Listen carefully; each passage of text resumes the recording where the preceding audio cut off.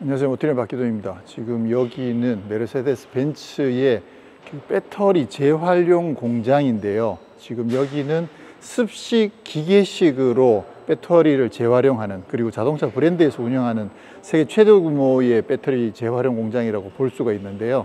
배터리 재활용 공정을 좀 살펴보면 지금 여기에서부터 그 배터리 모듈이 지금 컨베이어 벨트를 통해서 공장 안으로 들어가게 되면 이쪽을 따라서 이제 파쇄기 안으로 들어가게 되고요. 그래서 기계적으로 완전 파쇄를 통해서 모듈 상태를 그대로 집어넣어서 파쇄를 한다고 합니다. 그게 외피를 벗기거나 이렇게 하지 않고 모듈 상태로 그대로 집어넣어서 파쇄를 하게 되면 그 다음에 여러 가지 세척과 또는 그 분리 과정들을 통해 가지고 여기에서 보시는 것처럼 파쇄, 그리고 프릭션 워셔, 에어 세퍼레이션 이런 과정들을 통해 가지고 플라스틱과 구리, 알루미늄들을 각각 분류를 해내고요. 그리고 철도 분류를 해냅니다. 그러니까 그 화학 물질이 아닌 외부에 적용되어 있는 그런 물질들을 먼저 분리를 하고 난 뒤에 그 다음에 배터리의 어떤 화학 물질이라고 할 수 있는 블랙매스를 추출을 하게 되는 거죠. 그래서 이 과정들이 전체적으로 완전 자동화되어서 모듈을 집어넣게 되면 그 모든 추출들을 자동으로 해내는 과정들을 여기서 다 처리를 해내는 거고요.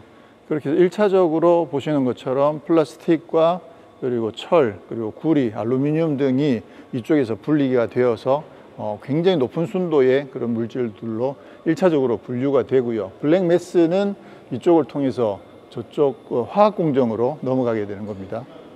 1차적으로는 여기에 있는 탱크 속으로 블랙매스가 들어가게 되는데 총 100개의 탱크가 있다고 그래요. 그 100개의 탱크에 있는 블랙매스들을 2층에서 화학 공정으로 다시 추출을 하게 되는 거죠. 네, 화학 공정은 전문가의 설명을 들어보도록 하겠습니다. 예, 그럼 이제 화학공정 쪽을 보도록 하겠습니다. 이 화학공정 같은 경우에는요, 1층 그리고 2층에 있는 100개 탱크에서 이루어집니다. 그래서 2층 같은 경우에는 추출 단계가 있는데요, 63개 탱크가 있습니다.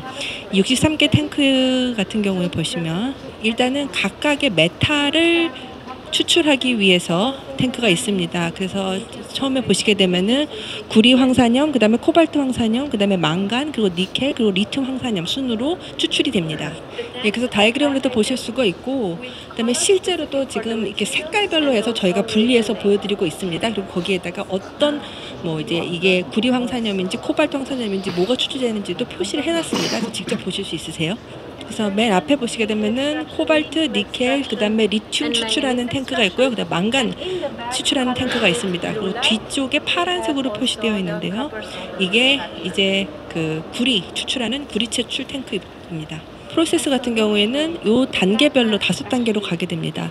그래서 블랙매스가 이제 황산이랑 섞여가지고 블랙매스 용액으로 해서 들어오게 됩니다. 그래서 황산 용액 한 다음에 먼저는 이제 흑연을 제거를 시킵니다. 예, 그래서 황산염에서 녹지 않는 거를 먼저 걸러내고요. 그런 다음에 여과 과정 끝 단계에서 불순물을 제거를 합니다. 예, 이렇게 해서 굉장히 고순도의 물질을 회수를 하는 겁니다. 그래서 이 단계에서 알루미늄과 철을 필터 프레스를 이용해서 제거를 하고요. 그런 다음에 이제 결과적으로 나오는 거는 우리가 뽑아내고자 하는 그 유가금속하고 그 다음에 황산만 들어가 있는 순수 용액을 뽑게 됩니다. 예, 그래서 이러한 메탈들이 있는 이제 황산 용액이 요 단계를 통해서 가게 됩니다. 그래서 이런 프로세스를 거치게 되는데요. 예, 그래서 지금 용매 추출 단계라고 보시면 되겠는데, 그러니까 이제 황산을 가지고 이제 모든 메탈을 하고 그 다음에 유기용매를 섞어가지고 용액을 만들고요. 여기에 과산화수소, 암모니아 이런 것들을 이용을 해가지고 pH 산염기 반응을 이제 바꿔가면서 이제 그 단계별로 해서 각각 다른 물질들을 추출을 하게 됩니다. 예, 그래서 최종 제품까지 가게 되는 거고요. 그래서 이 과정에서 이제 쿠페남에서 저희가 확보하게 되는 게 대부분 일단 용액 형태로 해서 하게 되게 됩니다. 예, 그래서 보시게 되면 용액 형태로 해서 구리 황산염, 코발트 황산염, 리튬 황산염 이런 것들을 회수를 하게 되고요. 그다음에 니켈하고 코발트 같은 경우에는 결정 과정을 한 번 더 거칩니다. 예, 이렇게 해서 최종적으로 얻어지게 되는 것 같은 경우는 99.9%의 순도를 갖고 있기 때문에 배터리 생산에 바로 투입을 할 수가 있습니다.